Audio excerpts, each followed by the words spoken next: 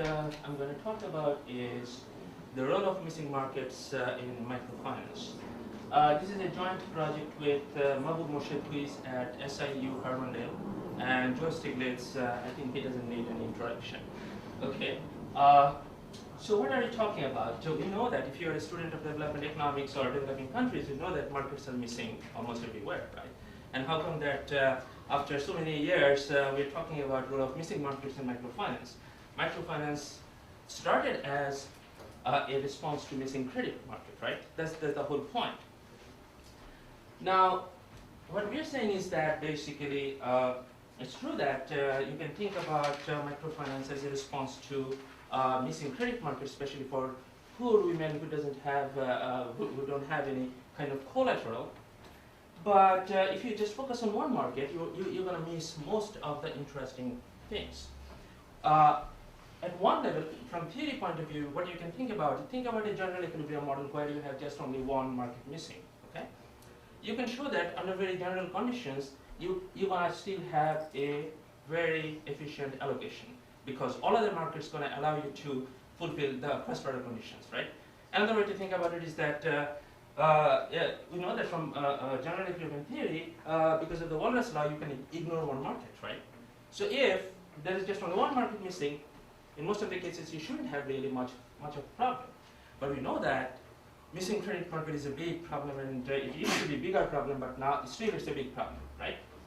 So what we're saying here is that to understand a lot of the things we debate about and a lot of the very hotly debated issues in microfinance today, you need to look at other missing markets. And you can think about missing markets in different ways, or missing the market we're going to focus on is missing labor market. But having said that, we're going to this paper is really about the role of missing labor market and how it can help you understand some of the issues in microfinance. But I want to make sure that the fact that we're focusing on missing labor market, it doesn't mean that there are not other important missing markets. In fact, we know that most of the microfinance practitioners and experts know that part of the big problem for microfinance is actually missing traders, the connecting the small producers in villages with the town, so the product market itself might be missing really. So that's a big issue really. But we're not going to talk about that in this paper. So how did we start thinking about this? I don't know how Mahbub Moshed and Joe Stiglitz started thinking about it. I can tell you my story, okay? So it all started about a couple of years back. I was teaching an undergrad course, and I was part of it. It's a development economics course, and I was talking about this microfinance. What is microfinance? Okay, you give $50, $100 to poor women at what interest rate? 30%, 60%, depending on where you look, even 100% interest rate. And then one student said that, is that the case? Then the repayment rate must be very close to zero. I said no. The repayment rate is actually very close to. It's in almost all the cases more than 90%. He said that, wait a second. You tell me what these women do with this $100, okay?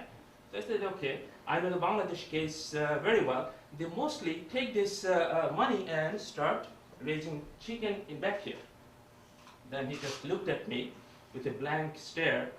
Those chickens must be very special. They must be giving you golden eggs. Otherwise, you can't actually take loan at $100 at 30%, 40% interest rate, and then repayment rate can't be 90%.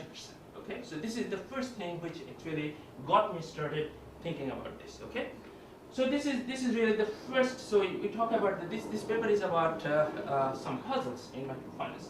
So this is really like how poor women can borrow this small amount of money doing petty trading or chicken raising and then repay high interest rate loans. That's part of the puzzle we talk about, okay? Now this understanding whether you can actually charge high interest rate is an important issue in microfinance movement. Why? Because there's one group who thinks that in fact you should charge even higher interest rate if possible. Why? It's related to the outreach issue Jonathan was talking about, that if you can actually get high interest rate, cut down your dependence on the subsidy, donor subsidy, that allows you to actually go out and help other poor people. That's a good thing, right? So this is CGAP's position. That in fact, this is very interesting because not only CGAP, there is this 2-volume report from World Bank's person named Robinson, I don't know the first name. So she actually says that it is the access, not the cost of loan, which is important for poor people. So what does it mean? It means that, in fact, you can raise interest rate, it's not going to do anything. If the microfinance shop is there and they can get the loan, the access is the issue, the cost of loan is not at all the issue. And this is really a big part of the argument of SIGA, okay? So that's why this is really a very interesting thing, okay? Now, if you look at a lot of the people who work on microfinance, they are aware of this high interest rate issue, and this is one of the really very important and highly debated issue. So there are some explanations already you can find out in the literature. In fact, if you look at Jonathan Murdoch and Beatrice Aguillan's book, MIT Press book, they have this little diagram, a concave production function. Our old friend, we have seen this, all the economics students have seen this. And if you believe in inother conditions, then you know that if the size of capital is very small, then the marginal productivity of capital goes towards infinity, right? So there is your explanation that the small loans can actually give you a lot of return, okay? Now whether that's a good explanation or not, that depends on how you think about where that diminishing returns or concavity of the production function comes from, okay? So the usual textbook example we have for concavity of production function is what? Agricultural production function, right? Why? There is fixed land. So if you keep putting more labor in, then you get diminishing returns. Now think about starting with 2 chicken, you want to have 2 more chicken. Where is the fixed factor? You have yourself, you have the, for raising chicken, the kind of inputs you need. If all other markets are just fine, working fine, then what you can do? You can just go ahead and buy, if you get enough credit, larger credit, buy whatever input you need from all other perfectly functioning markets. And you can, if the production function is constant returns, then your unit cost should be exactly the same. And there shouldn't be really any diminishing returns, right? So the question is, what is the fixed factor? And there's no obvious fixed factor, in fact, at least in chicken raising. Oh, okay, I take it back, okay? You can make an argument that, okay, the entrepreneurial capability is a fixed factor, okay? You can make that, but as I said, it will probably come into play at a larger scale. When you're thinking about increasing the scale from 2 chicken to 5 to 20, it's not really such a big problem, okay? Puzzle number 2, okay? So one of the big issue, or very important issue in microfinance debate is, what is the appropriate long-run role of microfinance in development, okay? Is it just a social welfare kind of program, or is it part of the long-run transition or structural change process? Or in other words, can you think of microfinance helping an economy achieve long-run structural change? If you want that, then what do you need? You start with backyard chicken raising, then you have to move to small and medium enterprise, then go to the large ones. This is the usual process, right? So whether the borrowers want to take first $100 loans and then 1,000, then 50,000, this is a very important issue if you are interested in long-run structural change, okay? Now, if you pick up a random economist from around this place and ask them. Why are you looking at me as we just say random? No, I'm not trying to pick on you. I'm just yeah. Okay. Nothing personal here. Okay. So what I'm saying, if you ask them that, okay, why don't you see poor people getting into large-scale investment? They'll say that they are credit constrained, right? Thus, we know that credit constraint is the big part of explanation why poor people can't break free from poverty traps, right? If that's true, What's the definition of a credit constraint? Given an interest rate, I want to get more loan. So if you offer me more loan, then I should take it very happily. Now look at what happened in BRAC. Okay, BRAC is the, I'm sure that everyone knows what BRAC is here, so I'm not going to spend any time. So what BRAC did is that, BRAC said that, okay, we really want to try and see if we can help in this structural change kind of things, okay?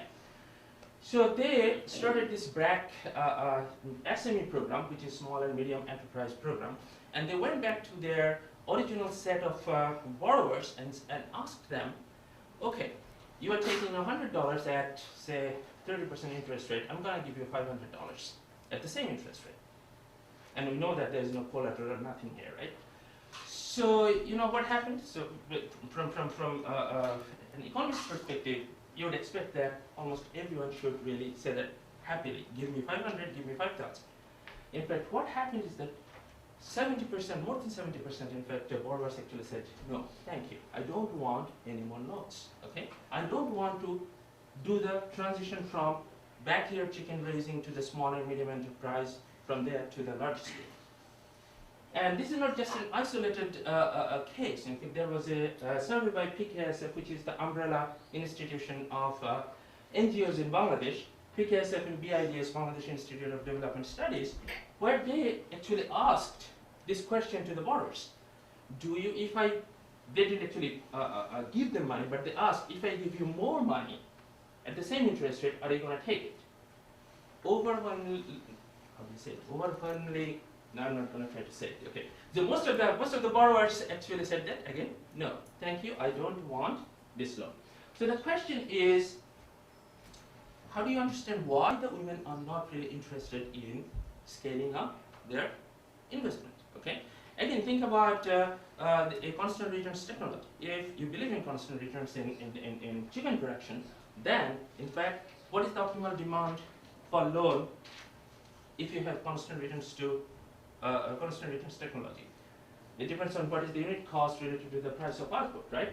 If the price of output is a little bit higher than the unit cost, then the demand is infinite, right?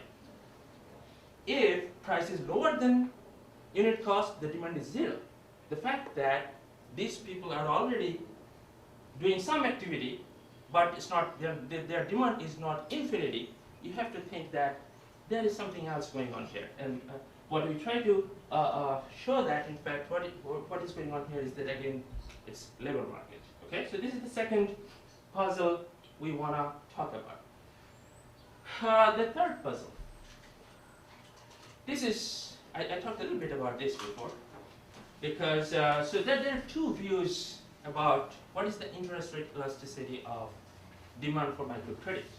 On the one hand, what we call practitioner's wisdom, which is, as I said, the Robinson paper, which says that, in fact, what matters is access, not the cost. So the implied interest rate elasticity of microcredit is actually close to zero. Okay.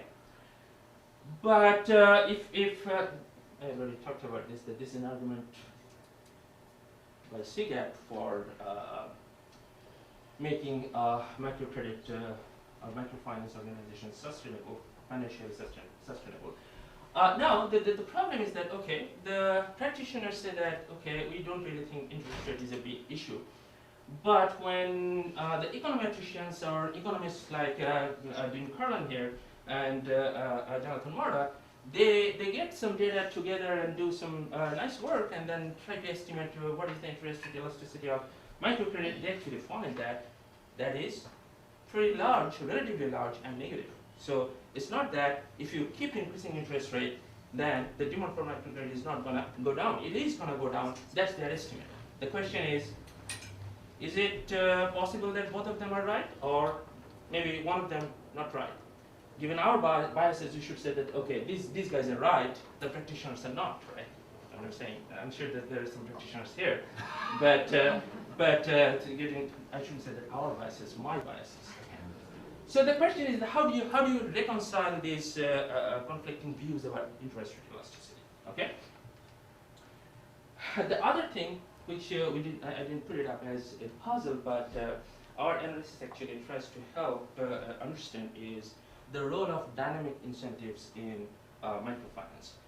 So what is dynamic incentives? Dynamic incentives basically says that I give you a loan today, but you are still credit constrained. You actually want $150, I give you $100. If you behave well, if you do everything right and repay me, then next year I'm going to give you $125. So the fact that I'm looking at a larger loan which might give me a better income stream, that disciplines my behavior today, right? So this is the dynamic incentives.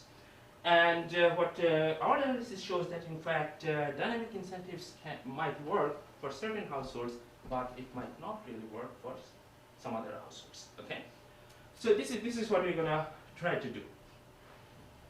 Now, where do we put our paper in the literature? In fact, yesterday I was trying to find where our paper is in the literature, in the sense that I searched in EconLit microfinance, that gave me 355 hits. I put in labor market with that, I got 9. Out of those 9, one is a review article of Kaushik Basu, by Kaushik Basu of Jonathan Murdoch's book, and out of the other 8, only one paper actually talks about labor market. Okay, and that's a paper by Paul Mosley and what's the other person's name?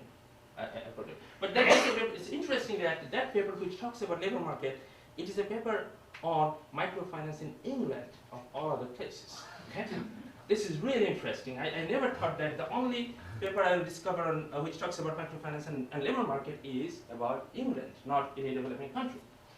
So basically what we are saying is that the literature, especially if you look at the theoretical literature on microfinance, this is really totally focused on the credit market. The usual culprit there is adverse selection, moral hazard, and how do you tackle those things. And we know the role of peer monitoring starting from Stiglitz's 1990 paper, and there is a whole literature out there. Everyone is trying to look at the credit market, okay? But the problem is that if you just focus on the credit market, you can't really explain any of the 3 puzzles I talked about, okay? It's at least I don't know of any way you can explain. Maybe someone can come up with some idea later. Okay. So what is our view? So what we are saying is that in fact people have focused on the microfinance as a response to missing credit market, but in fact microfinance solves 2 birds with 1 stone. So what it does is really it solves the problem of missing credit market and female labor market, or in general missing labor market. Okay. So I've already talked about the importance of multiple missing markets. That if you have just 1 missing market, then you might not be in a very bad situation. So the main contribution of this paper is that it says that, okay, if you look at these 3 puzzles, there is one common answer to all these puzzles, which is that missing or imperfect female labor market. I'm saying female because I'm still in the back of my mind, the Bangladesh case is there. But I know that there are some microfinance programs in other places where it's not necessarily only female who gets the loan, okay? But the analysis is not really dependent on gender. It's whether the labor market is imperfect or not. Whether it's for women or men, it really doesn't matter. Okay. So what do we mind? So we're going to talk about 2 types of labor market problems. One we call missing market, which is, you know what it means. There is no labor market, right? It's the extreme case or polar case, and it turns out that in fact looking at this is very useful, and it shouldn't be surprising because Paul Samuelson once said that almost all the theoretical insights come from the polar cases, although we know that the reality belongs in between. But that's what it is, right? So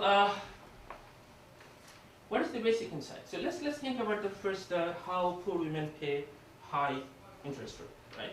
So if there is no labor market, absolutely, I can't go out and get a job, then the labor I have within the household is totally non-traded, right? So what is the shadow price or value of this labor? It's practically 0, right? Especially if you don't have any assets. If you're landless, you don't have any asset, then your shadow price is 0, right?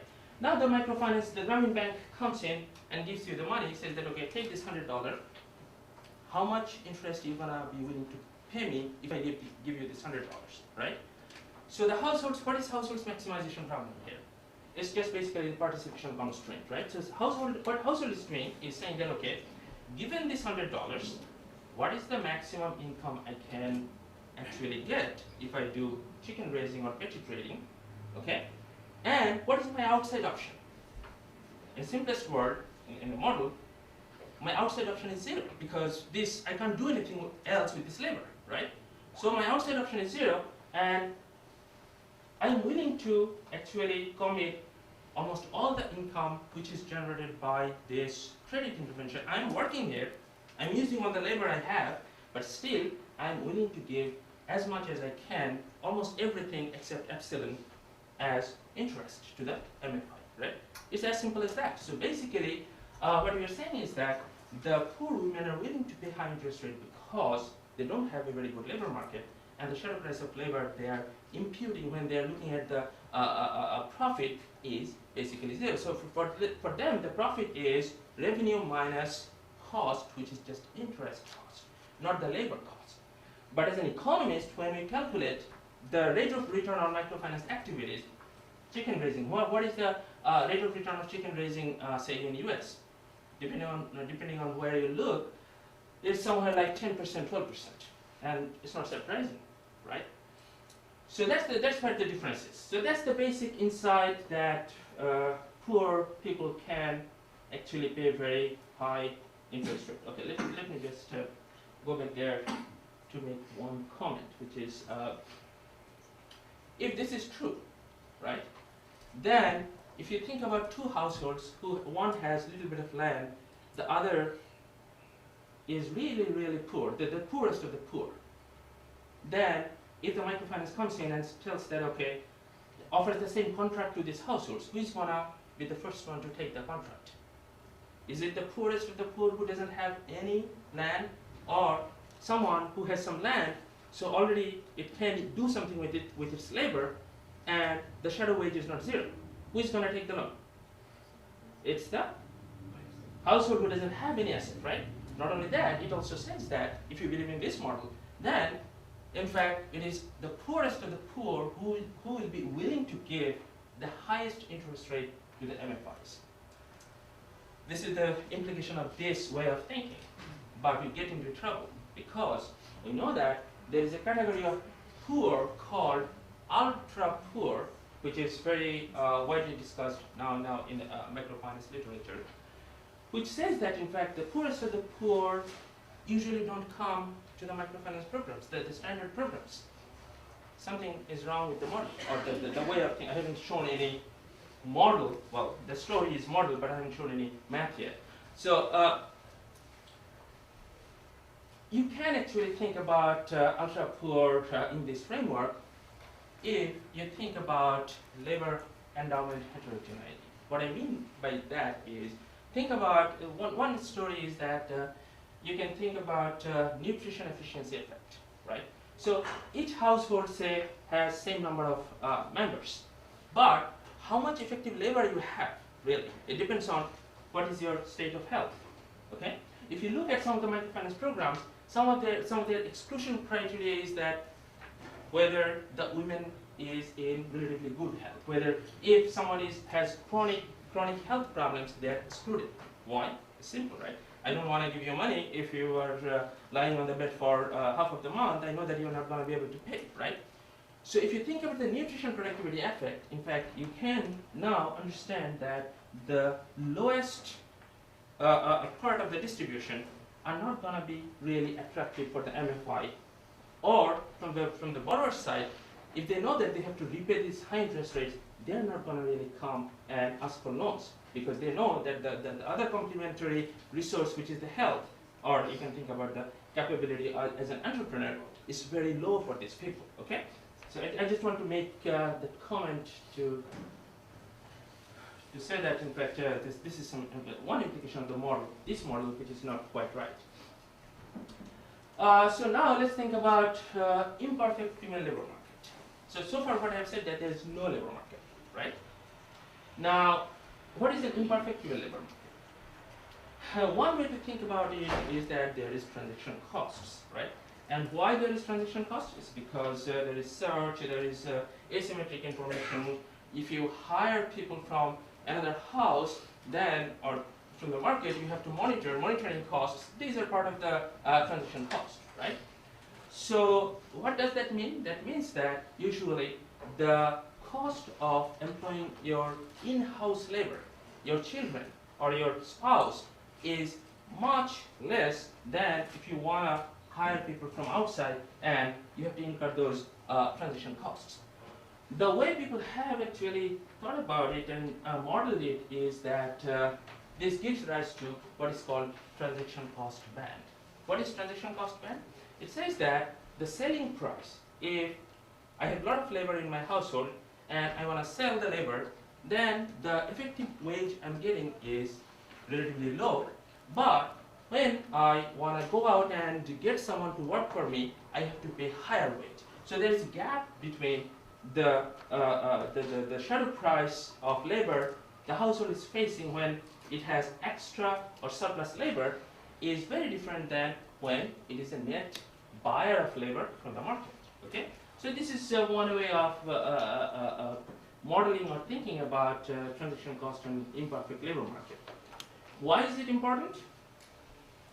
It is important because if you have a transaction cost band, right? So it is almost like, say, if you are familiar with trade literature, the band created by CIF and FOB, right? So if the price falls in between those, then that becomes a non-traded good, right? Essentially, same thing happens in this case, right? So if somehow the shadow price of labor of a household falls in between the buying and selling price, then for this household, the market is essentially missing, as if there is no market, okay? If there is no market, what does it mean? It means that the household has a fixed amount of labor to do things with. Now, go back to the point I earlier made. One of the big problems with the concave production function is that we don't know where the fixed factor comes from. Now, we have some idea that where the fixed factor actually comes from. If it is a completely missing market, we know that there is no market where I can go out and buy labor from. So the amount of labor is fixed. If you have a transaction cost band or imperfect labor market, for certain households who fall in between the bands, for them also market is almost missing. It's effectively missing. So that means that the amount of labor environment they have is, again, fixed. Now you have a fixed factor. With constant returns technology, you can get a concave production function and then you are back to your original explanation. But this is a very different kind of concavity because it is coming from the structure of the labor market, okay? Now, let me, how much time do I have?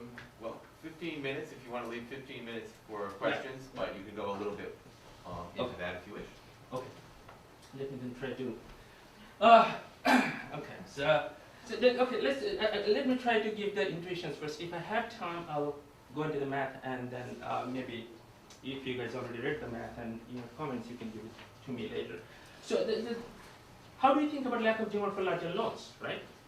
Now think about a woman.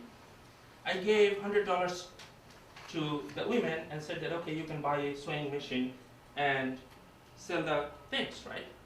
So she uses this $100 and buys one sewing machine and it's a profitable business. Now I come back and say that, okay, I'm going to give you $1,000 and you can buy 9 more sewing machines, okay? Now the problem is that this woman doesn't have 9 more clones to employ at the same wage, right? Now the woman actually needs to go out and become a lender, a net buyer of labor from the market. Now the wage she's facing suddenly goes up discontinuously, okay?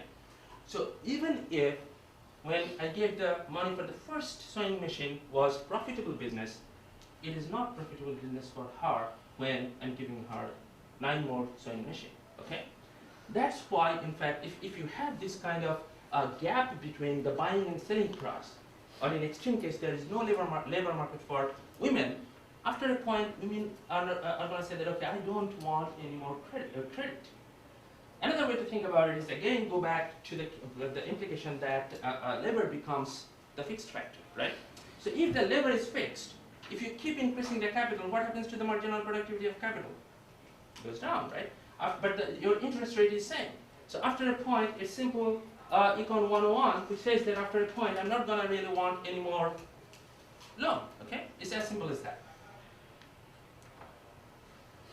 The last point is actually as I said, I said that I'm not going to talk about it at all. This is actually, it goes back to the issue of the other missing market where you might have problem of selling your stuff if you're not integrated with the urban market. So what happens is that, in fact, on the one hand, you have this higher wage. On the other hand, if a lot of women are actually trying to sell milk in the village and no one wants to buy, then the output price collapses. So you get squeezed from two ends, okay? So that is a big problem in reality, but we don't really do anything in the model with that, okay? Now, interest rate elasticity. What we argue and show that, in fact, if you think about this transaction cost band in the labor market, that can explain that. At the same time, the practitioners who argue that we know a lot of people for whom did I say it correct? Whom or who? How do you say it? In case. So for some people, what's going to happen is that the interest rate is not going to really matter that much. And the people who say that access is important, the main thing, they're right. But there are other people for whom, in fact, interest rate is going to matter. And it depends on where you are in the labor market, okay? So think about a household who has a lot of labor, doesn't own any asset, right? So what is it doing? It's selling all the labor at the selling price, which is low, right? Okay? Now, you give them loan, and given the interest rate, they are calculating the unit cost of production, given an output price. They can see if they can make a profit. If they make a profit, as you said before, then the demand for loan is almost infinite. So if you increase the interest rate for such a household a little bit, it's still not gonna make it unprofitable. Okay? Does it make sense what I'm saying? So if there's a gap between price of output and the unit cost, if you increase the interest rate a little bit, it increases the unit cost a little bit, but still you can make profit. As long as you can make profit for each unit of output you can sell, the demand for credit is infinite for you. So even if interest rate goes up, for this kind of a household, you're not going to see any kind of interest rate sensitivity. So when the practitioners say that, okay, interest rate really doesn't matter because we have seen cases, we increase the interest rate, still the guy comes back and says that, okay, give me more loan, okay? So maybe the practitioners are talking about this segment of the population, okay? Now, then how do you square that up with Jonathan Murdoch's evidence and Dean's evidence that in fact interest rate elasticity is negative and significant? When you are estimating the interest rate elasticity econometrically or as a more professional economist, what you are looking at is really the people who are at the margin, okay? And our explanation is that in fact the people who are at the margin are the people who are within the transaction cost band, okay? Now, go back to what I said a little while ago, that one way to think about the implication of this transaction cost band is that there is diminishing returns to capital because the labor is fixed factor, right? So if you have diminishing returns to capital, you have a negatively sloped demand curve for labor, and if interest rate moves around there, you're going to see a negative response along that curve, okay? So in fact, the estimates we see from the econometricians, they are actually capturing the people who are on that curve. Now, you can actually go back and try and see whether that's true, because if that's true, then most of the credit constrained people will be the people who don't sell labor or buy labor from the market. We can test that, and I don't know of any test yet, but we can test this implication, okay? Now let me just give you a basic of, so this is basically the intuition and the basic story of the paper. The kind of model we use is a very simple general equilibrium model and with transition cost band, okay? So you have transition cost both from the seller side and the buyer side in the market. Okay. From seller side, you can think about things like, say, for women, if you want to go out and work in the marketplace, then someone else needs to take care of the kid or cook the food and things like that. You can think of a lot of other things why it might be costly to go out and work outside the house. Okay. So the wage you are looking at in the market is not really the effective wage. You have to take you have to subtract those costs when you're looking at the effective wage. From the buyer side, it is basically the monitoring costs and things like that. Okay, so the model has only one source of heterogeneity, which is that there is an asset, we call it land, and people are indexed in terms of this asset. And for simplicity, this asset is distributed uniformly over unit interval. Okay. So how much time do we have? 7 minutes. 7. Okay. Plus I'll take this 10. Okay. So as I said, it's a very very simple general equilibrium model. And what we have here is that as a household, you can use your labor in two things. One is you can, if you have land, then you can produce rice.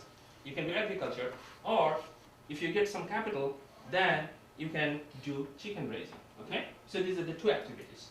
And one assumption we make in the paper is that the transaction costs are like what is called iceberg costs in the economic geography. The reason is that if you say that transaction costs, or one way to think about the transaction cost is that, okay, there is agencies, employment agencies, who actually makes this match between the demand and supply, right? If you do that, then you have to actually take into account that this transaction sector has its own income, and you have to keep track of what is happening in the model to that income. But if you say that it's just iceberg cost, it just melts away, then you don't need to really worry about that. So it's just simplification. There's nothing really. So the most of the paper actually is worked out in terms of constant returns, Cobb-Douglas production function. Although the first couple of propositions you can do without assuming Cobb-Douglas, but you need constant returns. Okay. So the first proposition says that if you consider, we look at two types of intervention. One is called marginal intervention, which is basically you're saying that, okay, MFA comes in and gives loan to only one household.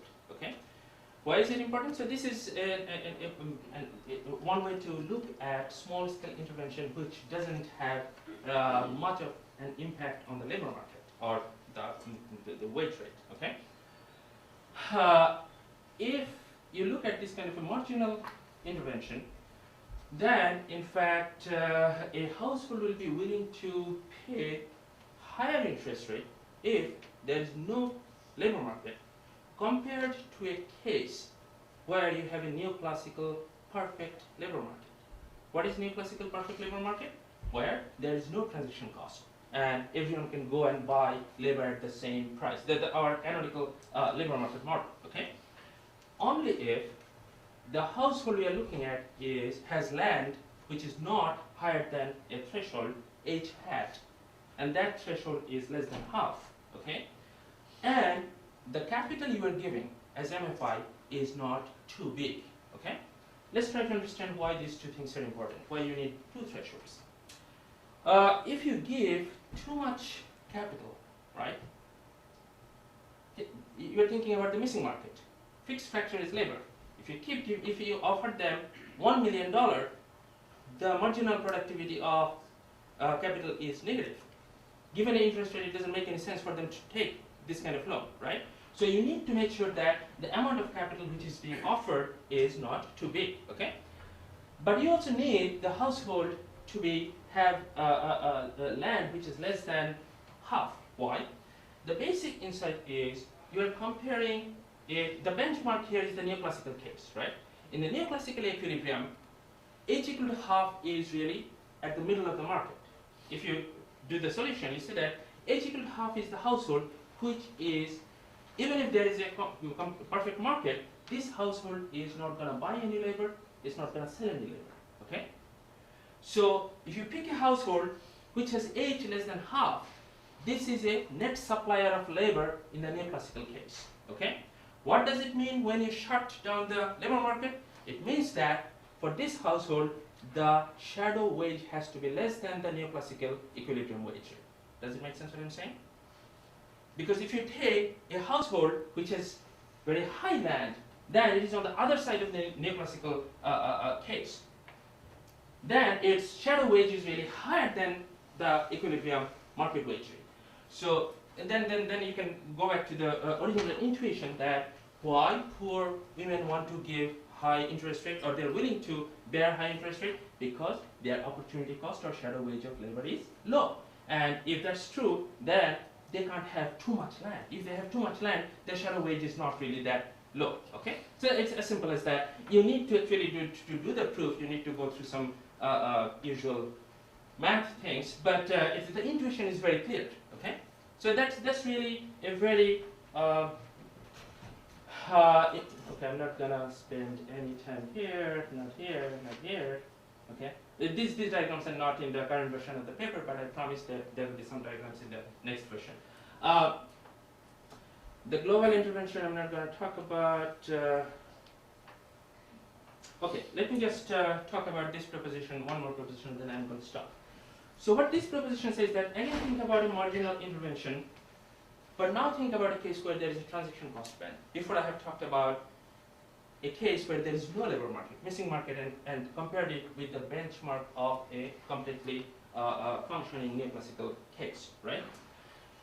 And now if you think about a transaction cost band with transaction cost fee 1 and fee 2, okay, then what happens is that if you give loan to a household H, which is a net supplier of labor before you give the loan, not only that, it stays a net supplier of labor after you give the loan. Okay? If you're looking at a household like that, then the maximum feasible interest rate under transaction cost case, under fee 1 and fee 2, is actually higher compared to the neoclassical benchmark, which is the old benchmark we talked about. Okay? And the other result we have is that, in fact, the gap between these two maximum interest rates, the maximum interest rate I'm willing to pay under the transaction cost band case, and the maximum interest rate I'm willing to pay facing a completely perfect neoclassical case, this is a positive function of the transaction cost fee 1, which is the transaction cost from the borrower's side. Okay? So before I finish, just one very important implication of this.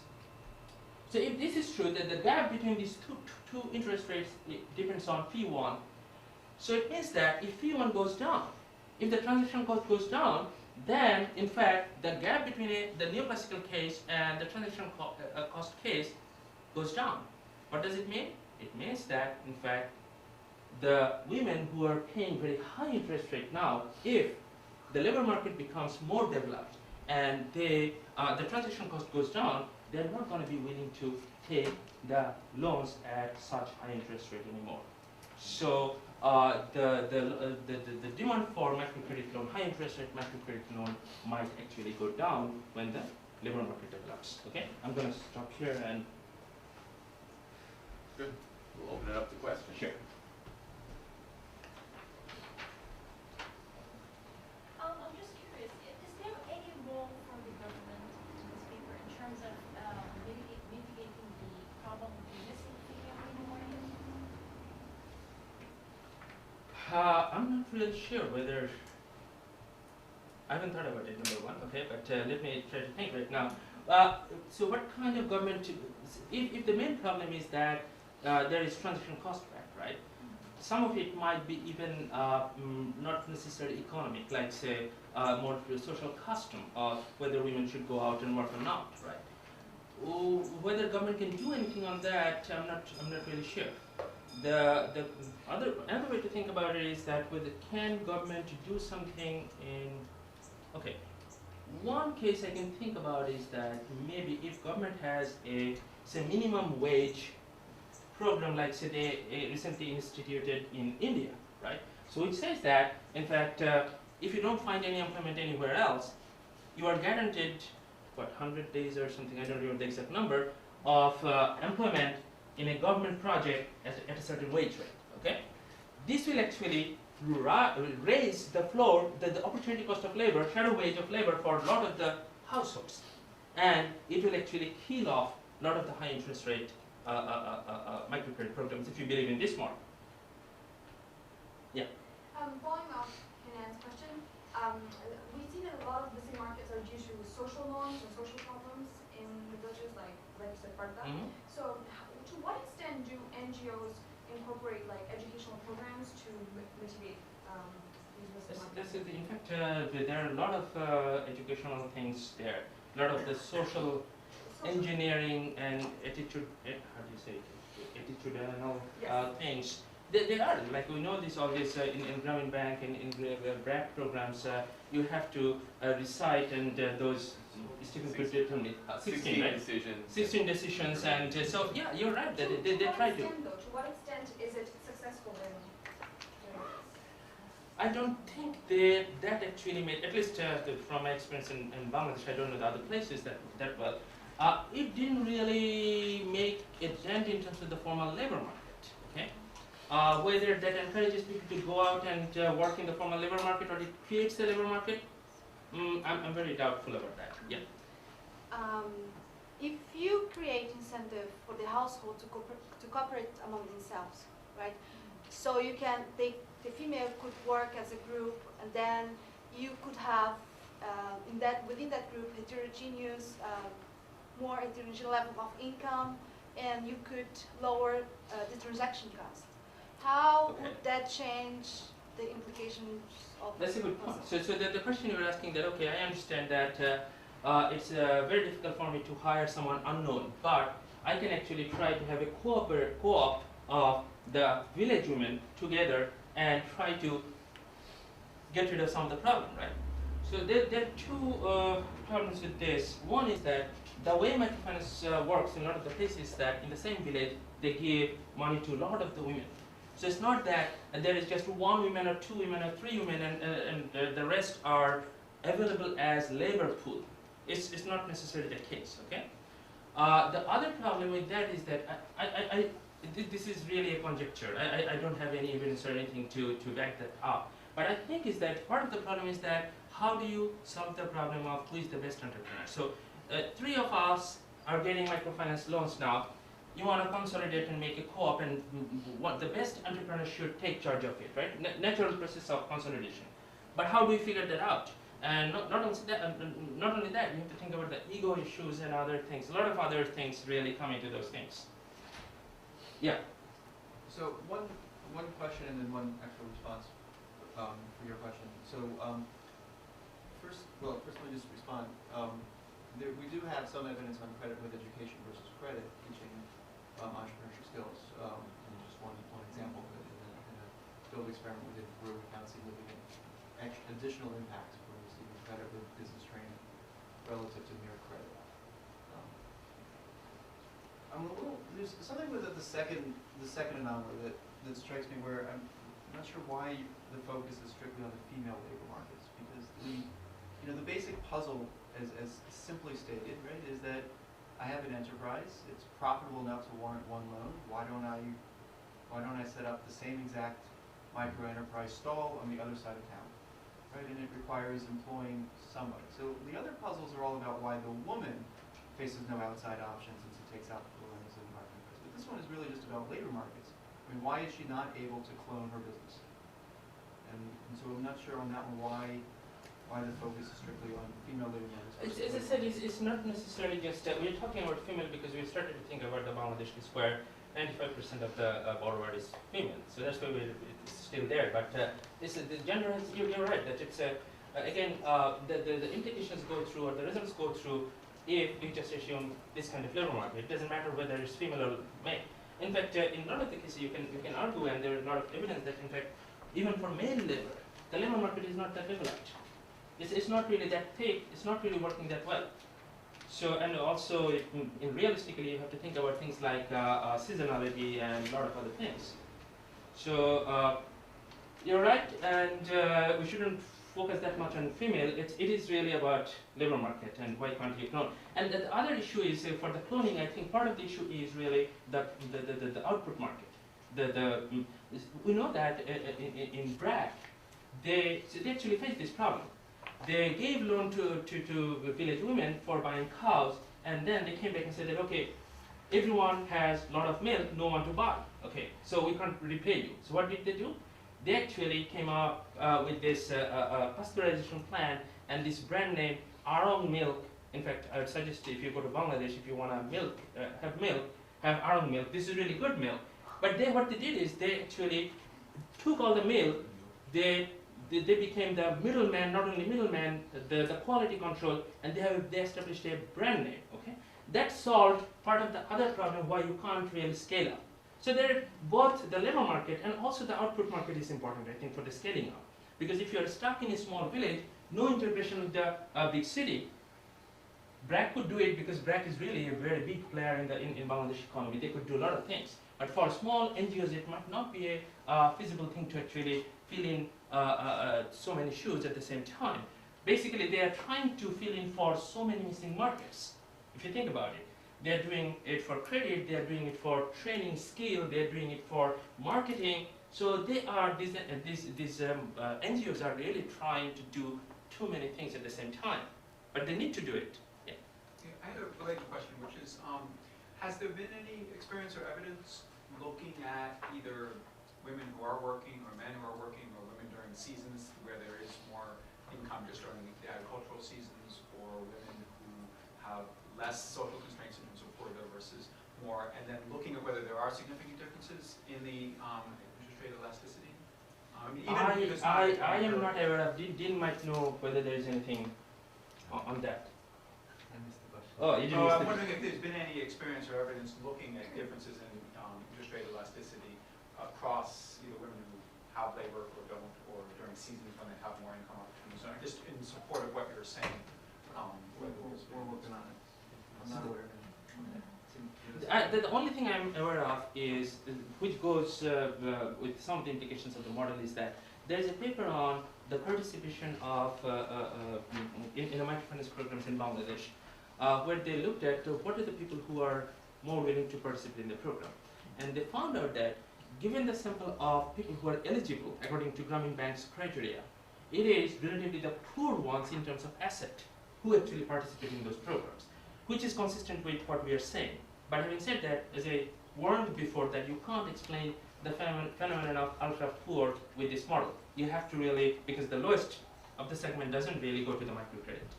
Someone? Okay. Professor Amron, I wonder if you could tell us how two real-world observations would challenge the role of missing markets in your paper. The first observation is women may be the borrowers, but they may not necessarily control where the loans go to.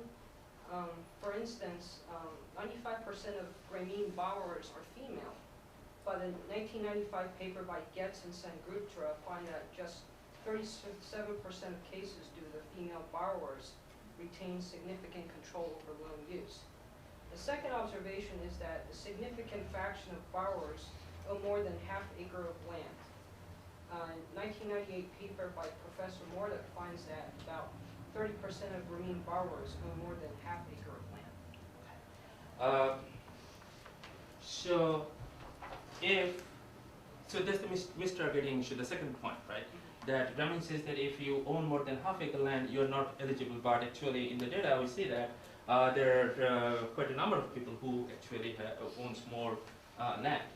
If you believe, as I said, if you believe in this model, then in fact the people who has almost no land, they have most incentive to actually go and get into these programs. Okay, so clearly, if you see that people who own small land, they are even more eager to go and get this loan, we are missing something. Something is missing from this story. You left land out of the production function. Just put a little bit of land in, and it'll be okay. I was going to jump on, because you can't leave real estate out of the production function. I get really insulted. No, Just give a little bit of land. I knew that is coming. It'll come out, right, yeah. Seriously, it'll come out fine, but you don't have land in the production function. That's the problem. We have land in the rice production function, so we have two production functions. Okay, I only saw one. Yeah, what was the first one? I'm sorry. The first one is that women may be. Oh, okay. The fungibility issue. So it's true that, in fact, a lot of people argue that, in fact, women are kind of the conduit of the loan. So women take the loan, and it's really the husband who does things with that. It's really none of our really. It doesn't really do anything to our predictions or the model. The basic issue is again whether the labor market is doing okay or not. Okay. We had initially a version of the model where we had both the female and male labor, okay? But if you have both the male and female labor, and then you try to see what happens if you have relatively better labor market for male, then a lot of the implications, the theoretical implications, depend on whether you treat male and female labor as complements or substitutes, which theoretically is interesting, but it doesn't have really much to do with the things we are trying to explain. See what I'm saying? And the fact that someone else might actually take it and start a business, your husband starts a business, if your husband faces the same set of markets, if it is not just female labor market, then all the conclusions go through just fine. Yeah. Do borrowers receive any kind of a training in terms of how to run business, market needs, and does it make any difference in terms of labor market or the success of their business or the sustainability? Yeah, no, so this is the point Dean was making, right? So they have some experimental evidence that, so if you look at a program which just gives credit versus the programs which combines credit plus training and other things, then you get a bigger action, bigger impact from the second type of programs, right? One issue related to your concern is that there is no heterogeneity in terms of entrepreneurial capability in this model. So as I said to begin with, that the only kind of heterogeneity we have is the differences in asset holding, okay? But if you include a heterogeneity in a second dimension, which is entrepreneurial capability, then in fact you can think about a lot more things. But to try to understand the main three puzzles I started with, that's not really necessary. But that helps you to explain some other things you see in the real world. Yeah. Going back to the comment that was made about why your paper was concentrating on the female labor market, you said that you concentrate on the female labor market, but also male labor markets are not necessarily fully developed. Do you see, or would it be in any ways important to consider the differences in your results if you actually apply this to a male labor market? So that's a good question. But if you think about the household as a unit, and go back to the comment she made that in fact maybe it's the husband who is utilizing the loan, then in fact what you are seeing already is really the net impact of the imperfections in both the male and female labor market, right? So, but in terms of the model, if you think that the labor market, the male labor market is very much like neoclassical market, then, and if the male and female labor are substitutable, then you're not going to get what we are getting in this model. Because you can keep substituting the female labor by using the male labor. But, yeah. If a woman does not want to take a larger loan, do you think is it related to women usually have high risk averse? I think usually poor people have very high risk averse. They just do not want to take the risk instead of the missing market. But why are the risk averse? Is it genetic characteristics or is it market-induced characteristics? Is it a characteristics of utility function, or they behave as if they're risk averse because a lot of the markets are missing? You see what I'm saying? It seems like that it's a. They feel incompetent, for example. So you're risk averse because you don't think you're good enough. I see what you're saying. So yeah, there can be some other behavioral explanations to some of this, definitely. What you were saying is more behavioral, cultural explanation that okay, maybe given the role you are used to as a woman in the society, you don't feel that much confident, and that shows up in your performance later. All right. I'm afraid we're going to have to leave it there, as Jim Lehrer would say. So thank you very much. So now our